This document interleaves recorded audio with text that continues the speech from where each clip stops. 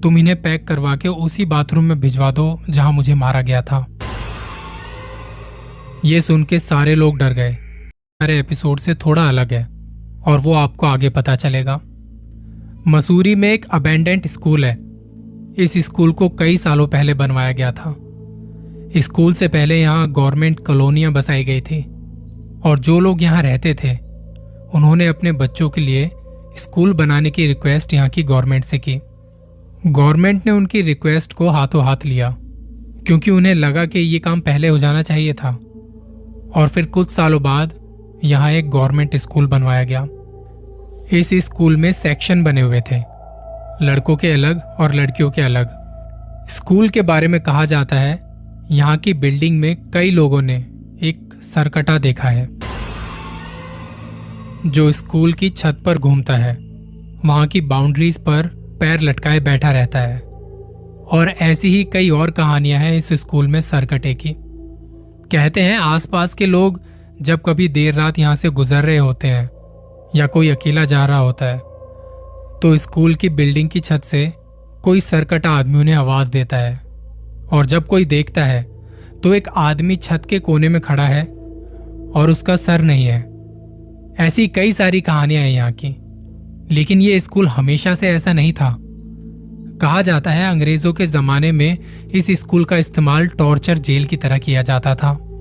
वहां के बाथरूम में लोगों के हाथ पांव काट के फेंक दिए जाते थे और बाकी जो बाथरूम थे वहां उन्हें टॉर्चर किया जाता था। यहां से लोगों की चीखें बाहर नहीं जा पाती थी। धीरे धीरे जब हालात थोड़े सुधरे और अंग्रेज यहां से चले गए तब आसपास सोसाइटी वालों ने यहां से अक्सर चीखों की आवाज सुनी है। ज्यादातर ये आवाजें बारिश के मौसम में आती थी और पहाड़ों पर बारिश भी खूब होती है। जब भी बारिश होती थी तो लोग सहम जाते थे कि अब स्कूल से रोने की चीखने की आवाजें आएंगी। ऐसा लगता था जैसे वहां से कोई मदद के लिए बुला रहा है।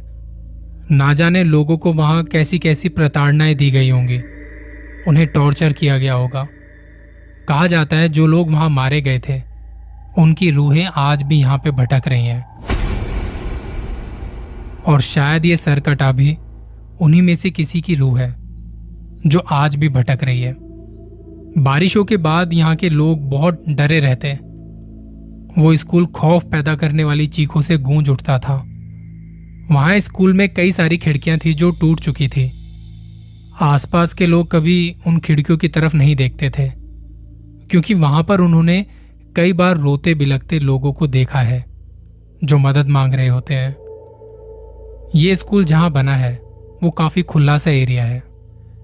एक रात स्कूल से थोड़ी दूरी पर कुछ लोग ढाबे पर खड़े थे। कोई स्मोकिंग कर रहा था, कोई चाय पी रहा था।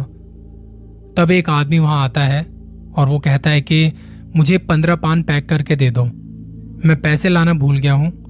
तुम इन्हें पैक करवा के उसी बाथरूम में भिजवा दो जहां मुझे मारा गया था। ये सुन के सारे लोग डर गए और इधर उधर चले गए। एक रात सूरज के पिताजी, सूरज ने ही यहाँ के बारे में हमसे शेयर किया है, तो उनके पिताजी देर रात उसी स्कूल के पास से होते हुए घर आ रहे थे। वो स्कूटर पे थे, तब सामने से एक आदमी उनकी तरफ तेजी से दौड़ता हुआ आया। ये देख के उन्होंने स्कूटर वहीं रोक लिया कि शायद उन्हें किसी मदद की जरूरत है। जब पिताजी ने पूछा कि क्या हुआ भाई साहब, सब ठीक है, तो वो बोला कि मेरे घर वालों को बता दो। वो बोले क्या बता दूं?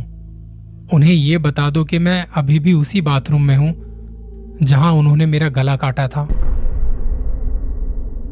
इस सरकटे की इंटेंसिटी इतनी ज्यादा है कि ना सिर्फ रात को बल्कि दिन में भी कई बार लोगों को नजर आता था।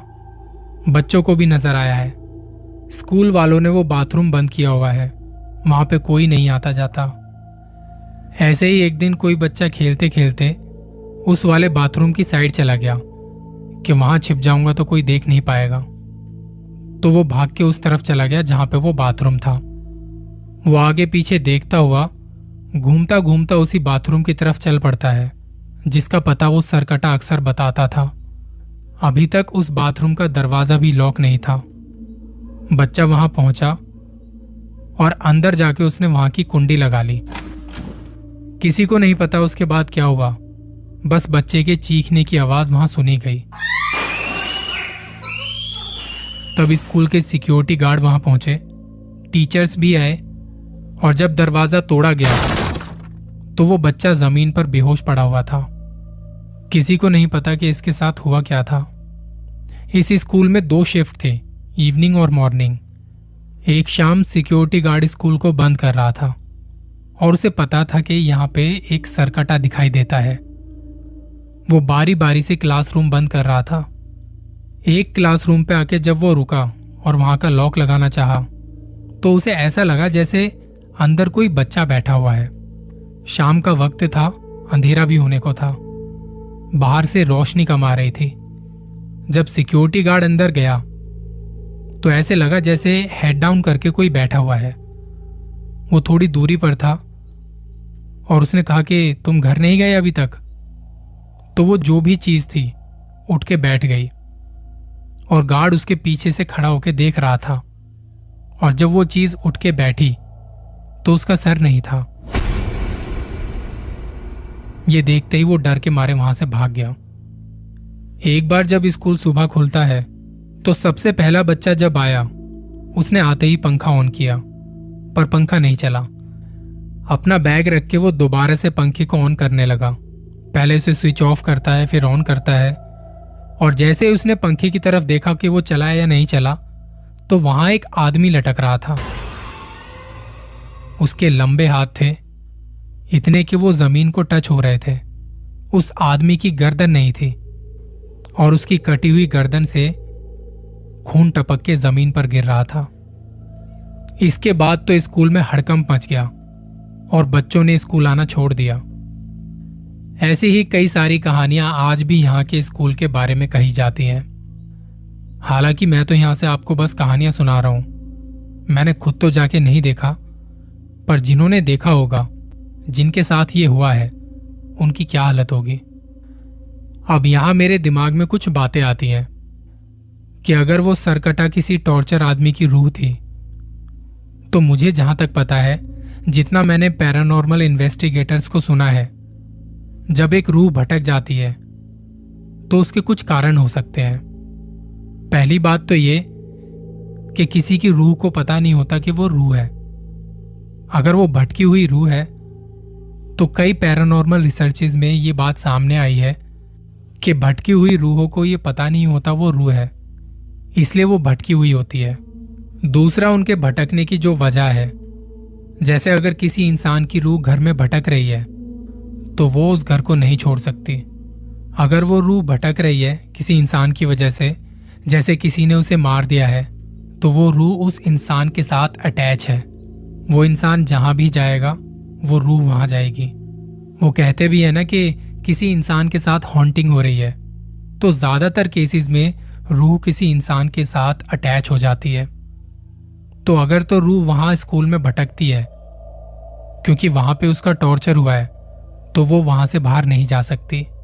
शायद इसी वजह से लोगों को उस एरिया में, खासकर स्कूल की बिल्डिंग में, वो सरकटे की रूह नजर आती है।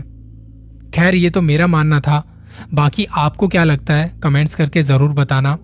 अब चलते हैं अपनी दूसरी कहानी पर। एक शमशान घाट है गाजियाबाद मोहन नगर एरिया में। यहां से हिंडन नदी भी पास में ही है। रात के तकरीबन 12:30 बजे एक पिज्जा वाला ऑर्डर लेके जा रहा था। डिलीवरी बॉय नया था और जल्दी पहुंचने के चक्कर में उसने ये वाला रास्ता ले लिया। उसकी बाइक शमशान घाट को क्रॉस करते ही बंद पड़ गई, जबकि उसने दिन भर अभी तक इसी बाइक से डिलीवरी की थी। वो बार बार सेल्फ मारता पर बाइक स्टार्ट नहीं हुई। आसपास कोई था नहीं, रोड पूरा खाली था। उसने मोबाइल निकाला और अपने स्टोर में फोन किया कि मैं अभी इस जगह पर खड़ा हूं और बाइक अचानक से बंद पड़ गई। सामने से जवाब आया कि तू वहां से क्यों गया? चल मैं किसी को भेजता हूं अभी। अब रात का समय है और आसपास कोई दिखाई भी नहीं दे रहा, तो इसने बाइक स्टैंड पर लगाई और बैठ गया। बाइक बंद थी, उसकी चाबी इसके हाथ में थी, और तब अचानक से उसकी लाइट जली और बंद हो गई। पलक झपकते ही हुआ है ये, और तभी पीछे से आवाज आई जैसे कोई तेजी से उसकी तरफ आ रहा है। उसने पीछे देखा तो कोई नहीं था। वो दोबारा से बाइक स्टार्ट करने की कोशिश करता है। किक मारते मारते सामने उसकी नजर पेड़ पर जाती है, जिसके पीछे से कोई इसकी तरफ देख रहा है। तभी बाइक की लाइट दोबारा जली और बंद हो गई। अब ये बाइक को स्टैंड से उतार के पैदल खींचने लगा और वो जो पेड़ के पीछे छिपा था उसने इसकी तरफ हाथ बढ़ाया और अब इससे बाइक आगे नहीं बढ़ी। फिर यहां से इसने गाली दी, कौन है? इसके आसपास कोई नहीं था और तभी इसे जोर से थप्पड़ पड़ा और ये बेहोश। जब दूसरा बंदा आया तो उसने देखा कि वो बेहोश पड़ा है।